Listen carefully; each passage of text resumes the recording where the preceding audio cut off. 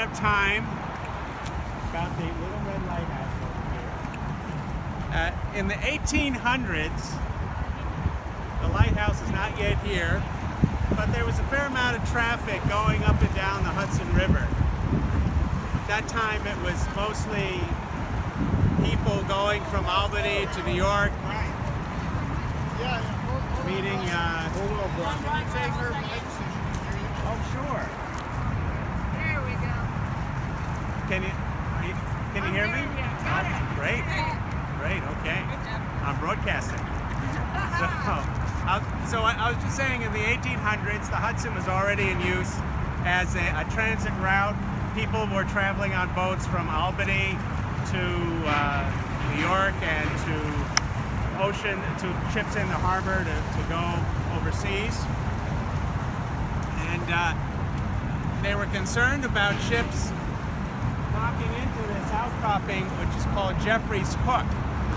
So in the 1800s, they thought that the solution to the problem was to put a red colored stick on the outcropping there.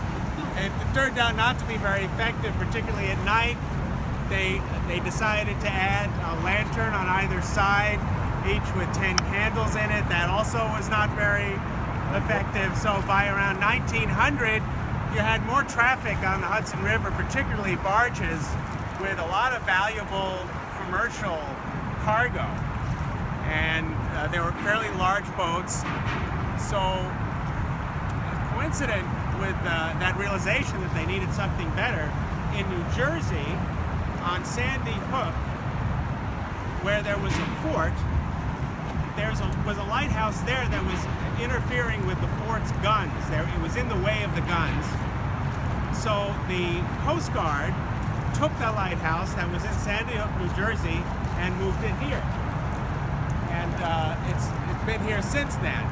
At that time, it was called Jeffrey's Hook Lighthouse.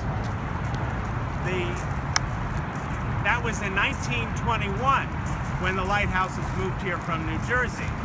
Then in 1927, the Port Authority started construction on the George Washington Bridge, which is right above us. And the bridge has lots of big lights on it, lots of big electric lights. So the lighthouse really wasn't required anymore. It was just left here.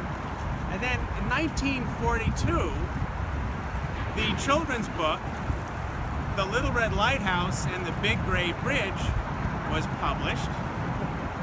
And that told the story of this Little Red Lighthouse that was on the point, very proud of its role guiding ships, and then the Big Gray Bridge was built, and the lighthouse was upset because it was no longer important, its lights weren't needed. In the world of the children's book, which needed a happy ending, the small ships needed the Little Red Lighthouse because the small ships could not see the big lights of the Big Gray Bridge. Well, in fact, that was not true. Because after the book was written, the Coast Guard was all set to auction off the lighthouse for scrap. But the book became so popular so quickly that when people found out the lighthouse was going to be destroyed, there was a huge outcry in New York City. Both children and their parents, everyone wanted to save the lighthouse, don't tear the lighthouse down. So in 1951, the Coast Guard gave the lighthouse and the property to the city of New York. Now what I found very interesting about this whole thing is the name The Little Red Lighthouse came from the book. So this children's book really had a great role in changing the landscape of New York. Not only did it keep the lighthouse here, but it gave it its name, the Little Red Lighthouse, because previously it was just the Jeffrey's Hook Lighthouse. So since then, Coast Guard gave it to the city. Parks Department has had it. The Parks Department owns it. It's maintained by the Historic House Trust, and it's gone through several renovations. In 1965, they redid the interior. In 2000, they painted it so you can red color that you see now, which is the original red color that it had even when it was in New Jersey. Before then, it was various different colors. And every year there's a festival here where they celebrate the lighthouse. There's one happening on the, I think it's on the 7th of October. And that's my